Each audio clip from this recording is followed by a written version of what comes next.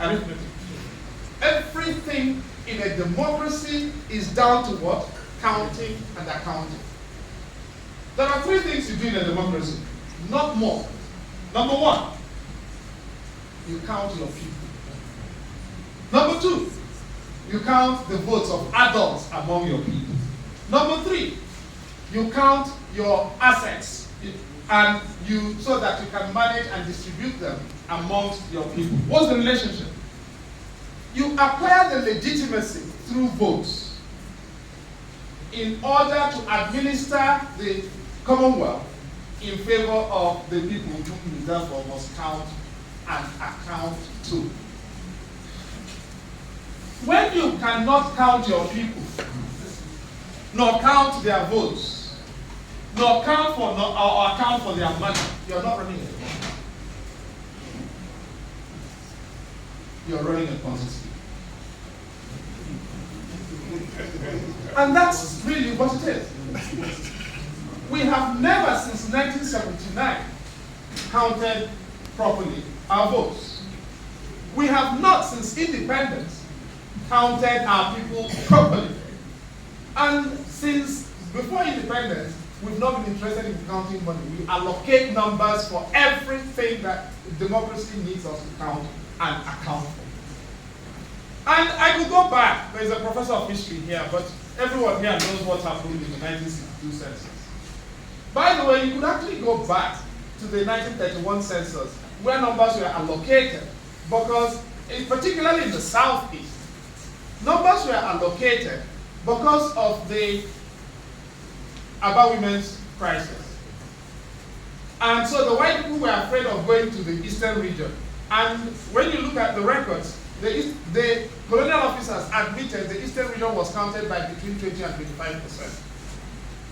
40 years later, or 30 years later, people tried to amend that with some allocations, and the 1962 census was nullified. In 1951 to 53, there was a census, but it was rolled out in installments. By the time they got to the south, the numbers in the north had finished, and the north had already been allocated 50% of the parliamentary seats. And that has set Nigeria, talking about setting. That really was when Nigeria was set, 1963. And that process has not been redressed, and you cannot redress it now without upsetting the country's stability fundamentally.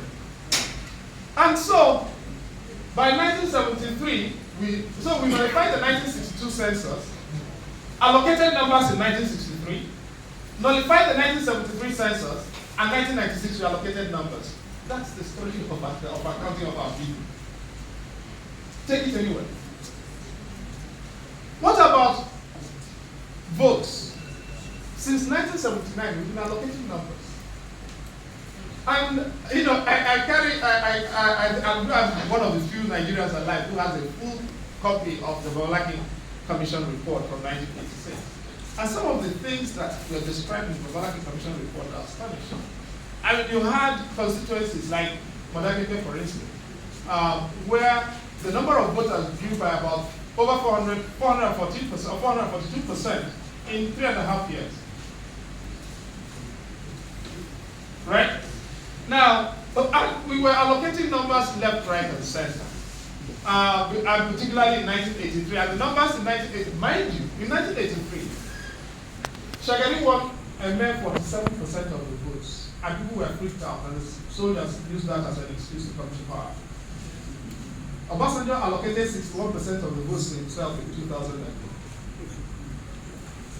In Nigeria, no one can win 61% of the votes because we don't like one another. We don't get along. Why don't we get along? Because we don't have an agreement on national values to underpin the Nigerian project. And so, our civic participation is locked into a dialogue of diatribe. And it's locked into zero sum. If I get ahead, you must get behind. If you are making progress, it is at my expense. We cannot make progress together. That is the presumption that underpins civic participation in Nigerian politics. And because of that notion of we cannot get ahead together, we do what? We seek to develop downwards. We equalize downwards, not upwards. What does our equalizing downwards, not upwards mean?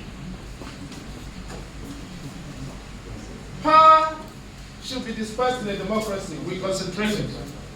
And we've been undergoing this concentration of power in our geopolitics since 1968, essentially. In the middle of the war, things started to change. And so,